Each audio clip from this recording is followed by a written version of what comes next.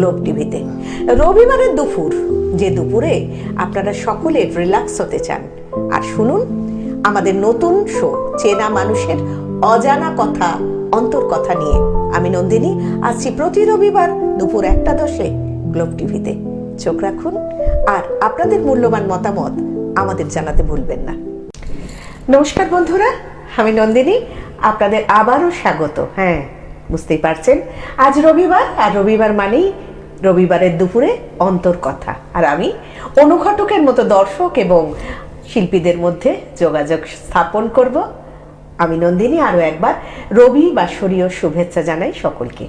আজকে যে দুজন অতিথি আমাদের মধ্যে এসে উপস্থিত হয়েছেন, প্রথমেই যার কাছে যাব, তিনি দীর্ঘ 55 বছরের ওপর কবিতার সাথে রয়েছেন, যিনি কাজী নজরুল ইসলামকে একেবারে সামনে থেকে দেখেছেন, যিনি 1980 সাল থেকে গত বছর পর্যন্ত তিনি ছিলেন অগ্নিবীণার সম্পাদক এবং এবছর থেকে অগ্নিবীণার সভাপতি রূপে তিনি কাজ করছেন। তিনি শুধুমাত্র কবিতা চর্চাকে কলকাতা বা কাছাকাছির মধ্যে ছড়িয়ে দেননি, তিনি কবিতা নিয়ে পাড়ি দিয়েছেন উত্তর আমেরিকায়। তিনি হলেন আমাদের সকলের শ্রদ্ধেয় শ্রী রবীন মুখোপাধ্যায়। রবীন্দ্র, আপনাকে অনেক শ্রদ্ধা জানাই, শুভেচ্ছা জানাই। আপনি দীর্ঘজীবী হন, এইভাবে আমাদের সঙ্গে থাকুন। তারপরেই যার কাছে যাব, তিনি 3 বছর থেকে শিক্ষা শুরু করলেও তিনি শাস্ত্রীয় সঙ্গীত, রবীন্দ্রসঙ্গীত এবং লোকসঙ্গীত তিনটেই শিখেছেন। কার কার কাছে সেটা তো পরে যাব। তারপর তার মনে হলো যে না, একটু নাট্যচর্চাও করি।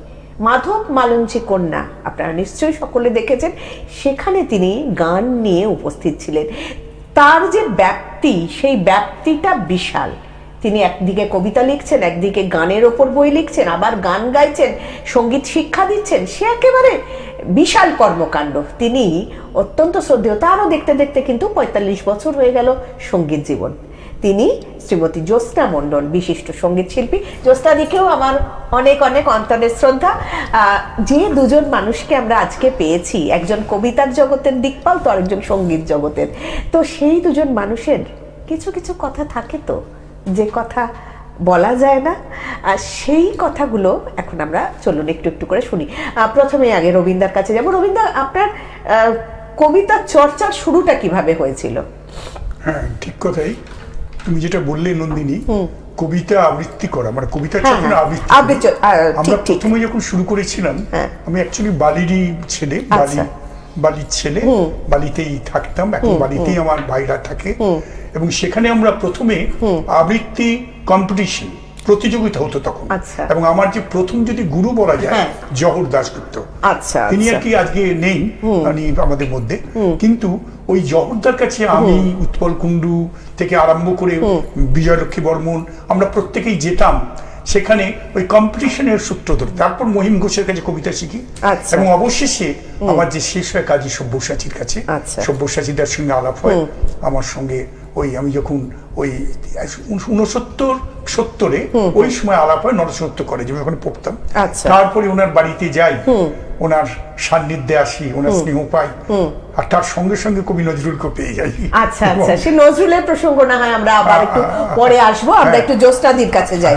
জ্যোৎস্নাদি শাস্ত্রীয় সঙ্গীতের গুরু কুবের সেনগুপ্ত, রবীন্দ্রসঙ্গীতে গুরু শ্রীমতী বিভা সেনগুপ্ত, এবং লোকসঙ্গীতে হেমাঙ্গ বিশ্বাস, অমর পাল এবং দীনেন্দ্র চৌধুরী। আর নাটকের গুরু তো আমি একটু আগেই বলছিলাম যে বিভাস চক্রবর্তী দাদা। তো এই যে তিনজন আপনার লোকসঙ্গীতের গুরু, তাহলে প্রত্যেকেরই ধরন আলাদা আলাদা।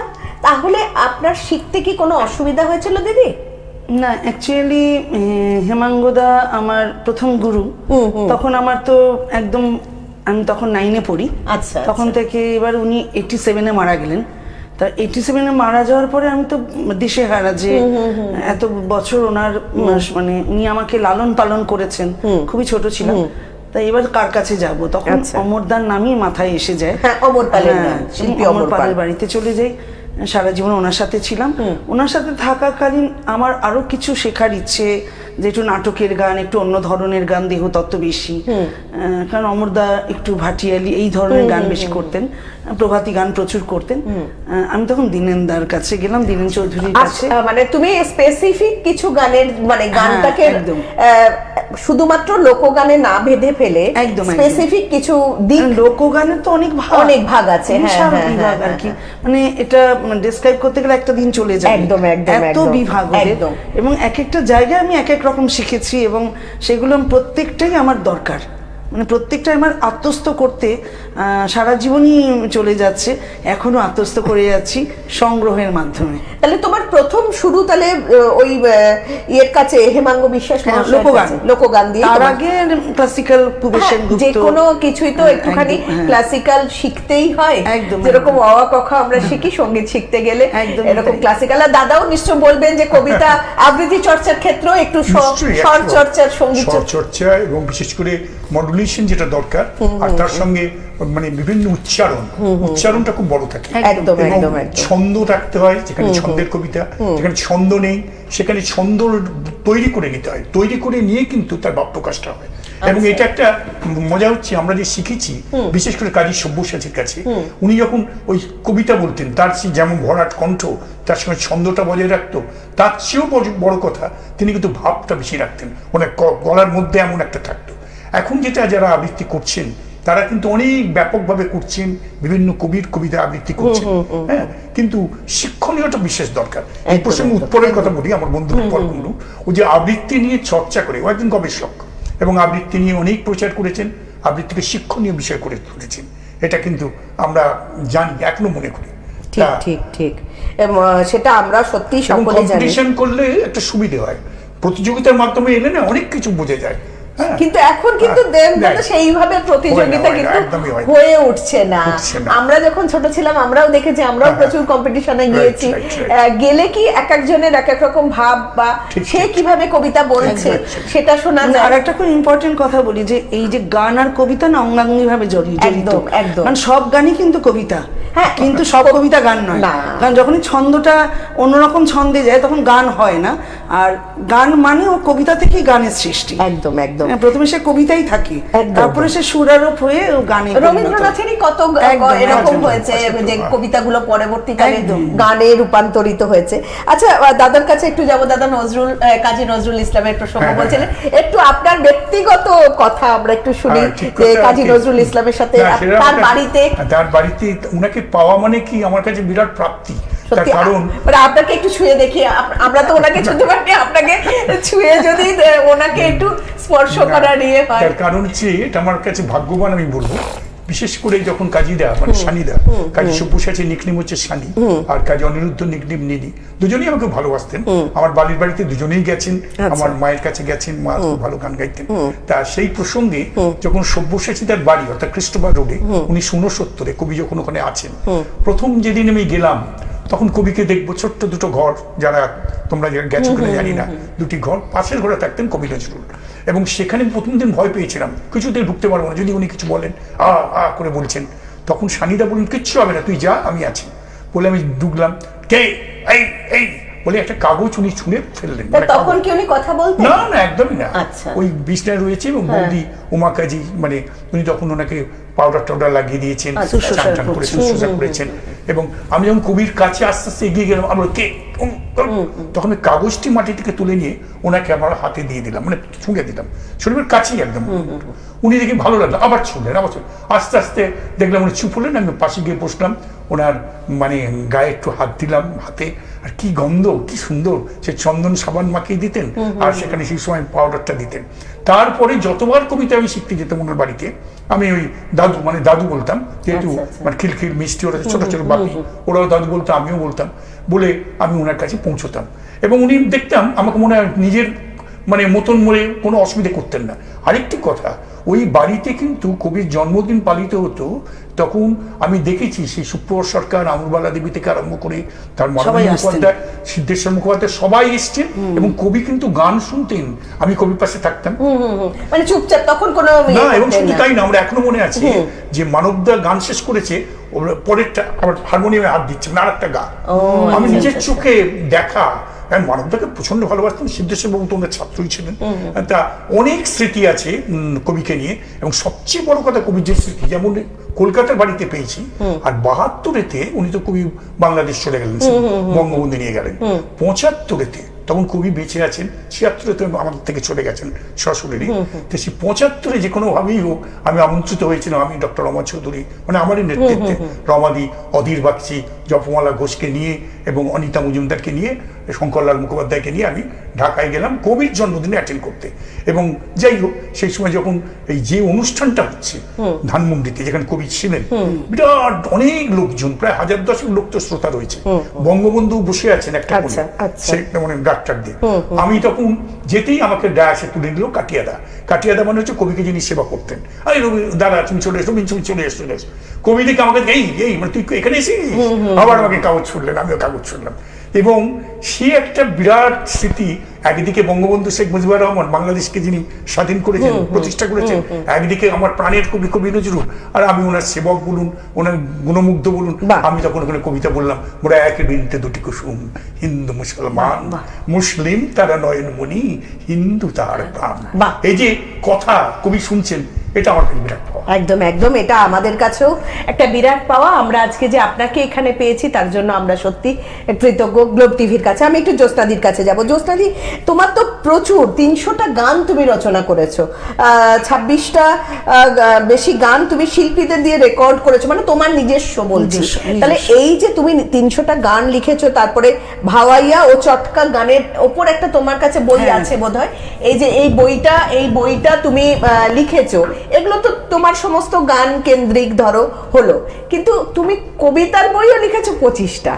তাহলে মানে এই যে গান থেকে তুমি কবিতায় গেলে কখন সময় পাও এত কিছু করবার জন্য?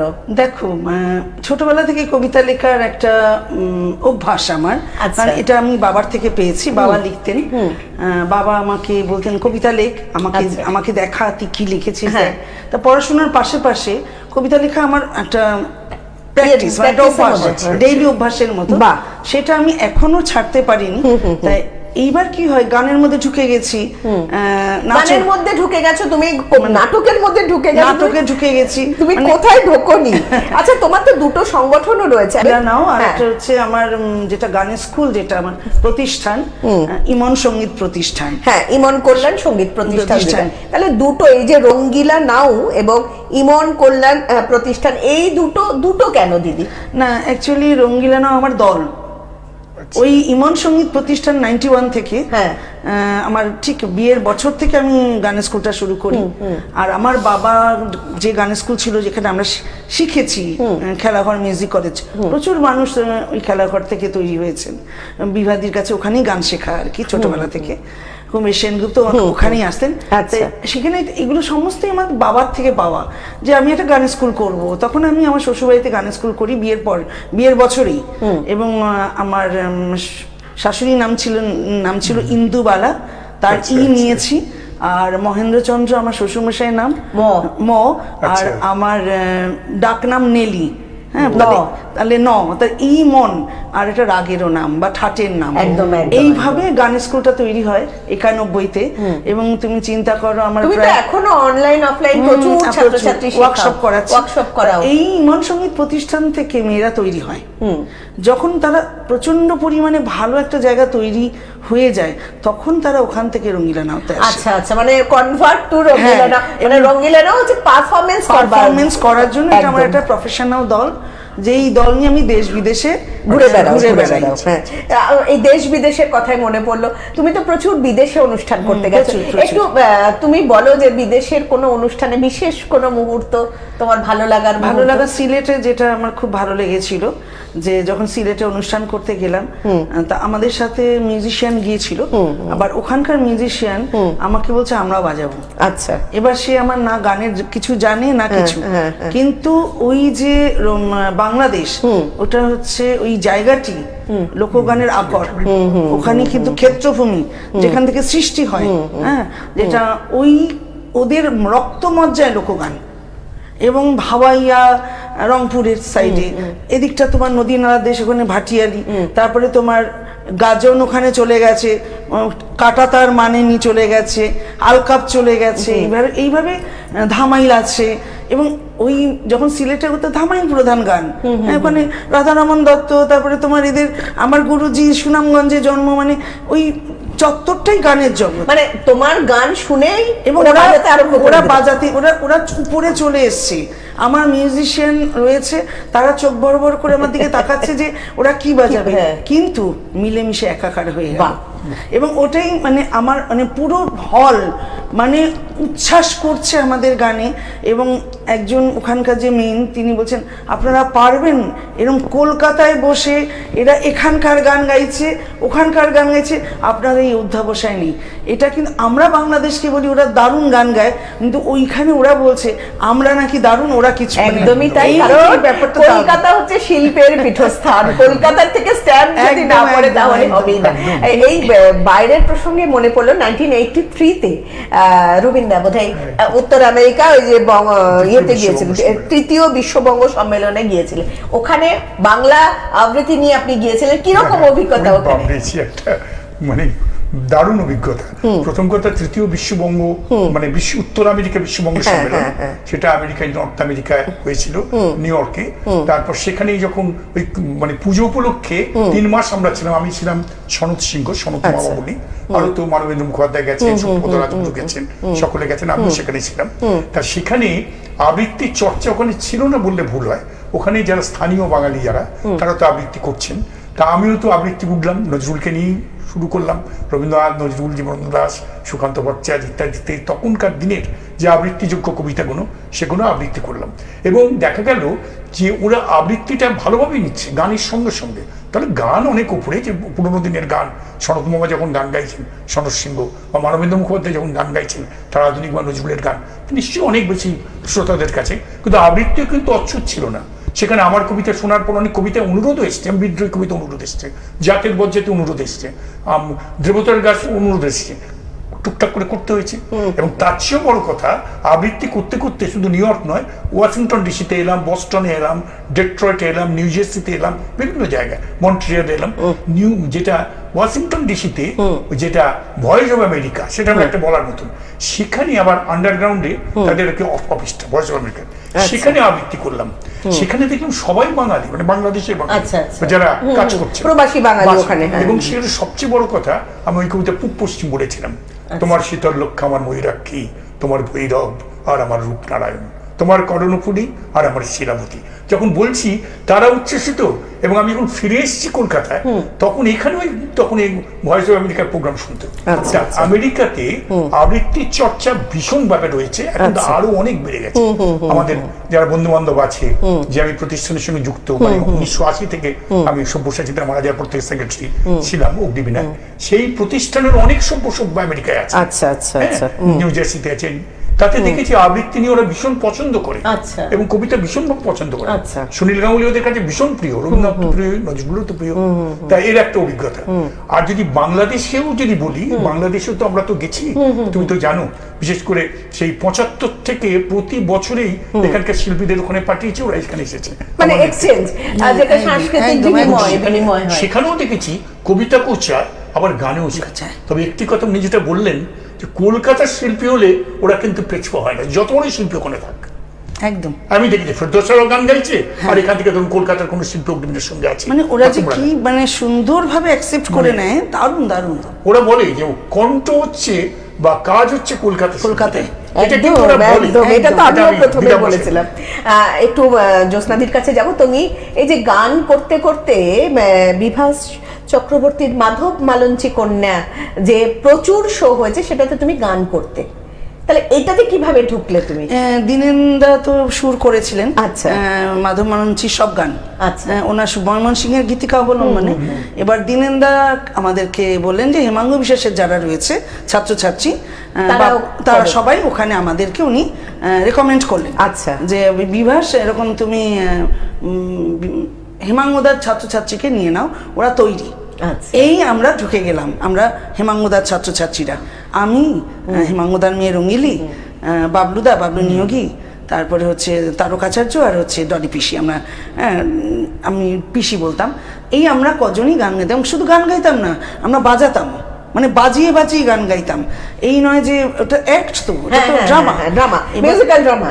ওইখান থেকে আমার ভিতরে আমি এসেছে নাটক লেখা। আমি ওই মানে আমি ওইখান থেকে আর বিভাসদার হচ্ছে ডিসিপ্লিন, একদম প্রত্যেকটা টু দি পয়েন্টে প্রত্যেকটা প্ল্যান করে দেওয়া। আপনার বন্ধু ছিলেন? আমার বন্ধু না, আমার দাদা, ভালো ছিলেন, এখনো যোগাযোগ আছে। অপূর্ব, মানে তার দেওয়া শিক্ষা নিয়ে আজকে ধরো আমরা এই নাটক লেখা, এই কনক কথা আর আকাশ কুসুম।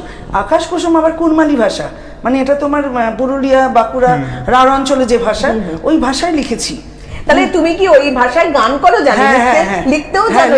আমি লিখি প্রচুর ঝুমুর গান, আমার শিল্পীরা গায়, আমার স্টুডেন্টরা গায়, আমার দলের মেয়েরা গায়, বাইরে বাইরে এই গানগুলো সমস্ত প্রত্যেকটা জায়গায় এগুলো চলছে। এবং কাদা দিলি সাদা কাপড়ে কবি কুমুদ কিঙ্কর শুধু প্রথম প্যারাটা লিখেছিলেন, তারপরে ওই লেখাটা আমার, যেটা ভূমি গায়, মাদল দল গায়, ওটা আমারই গান, ফার্স্ট আমি রেকর্ড করি, আমি মাদল দলকে দিয়েছি। তোমার তো বোধহয় 200টার বেশি গানের রেকর্ড অলরেডি আছে বিভিন্ন রেকর্ডে।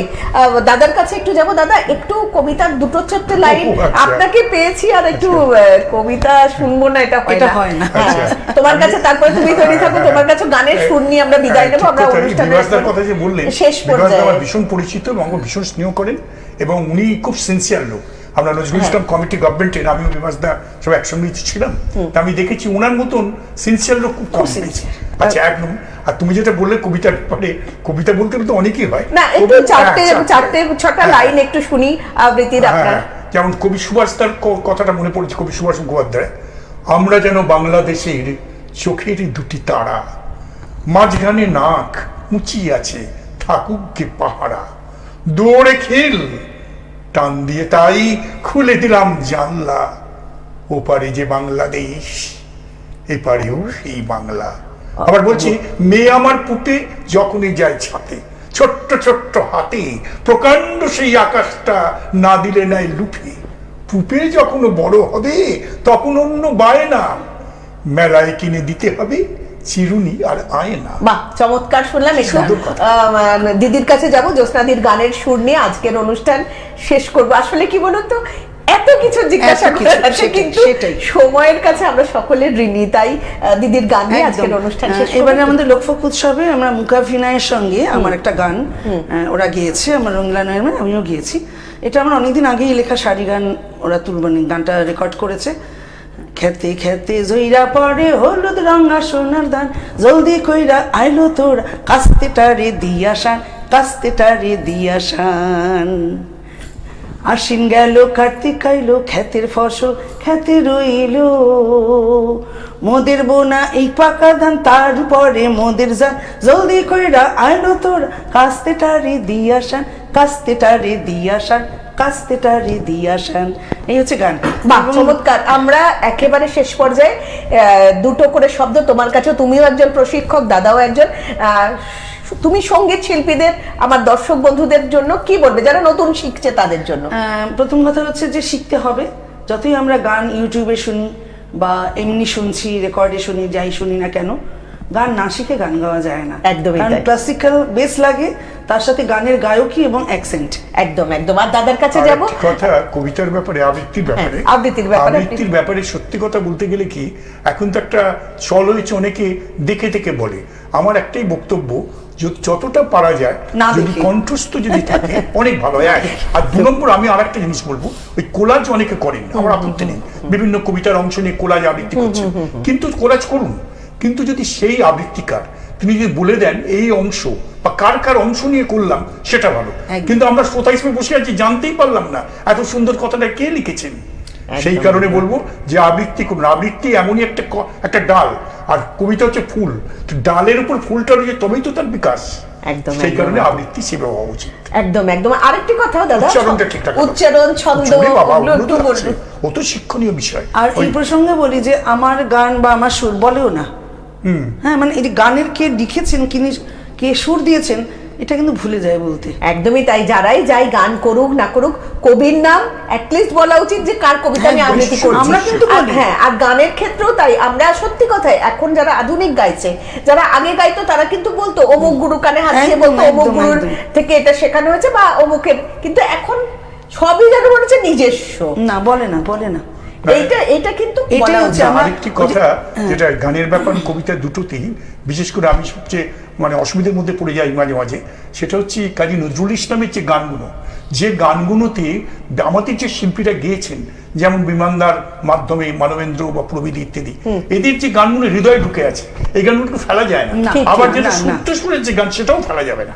তাই সমস্ত কিছু বজায় রেখেই আমাদের মনে হয় শ্রোতাদের কাছে একদম একদম আমরা আজকের অনুষ্ঠান এখানেই শেষ করব। ওনাদের অনেক অন্তরের কথা শুনলেন, কি করে করা যায়, কিভাবে করলে আরো ভালো করতে পারবেন আপনারা।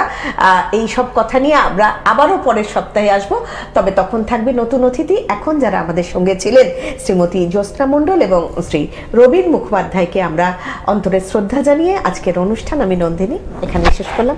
ভালো থাকবেন সকলে।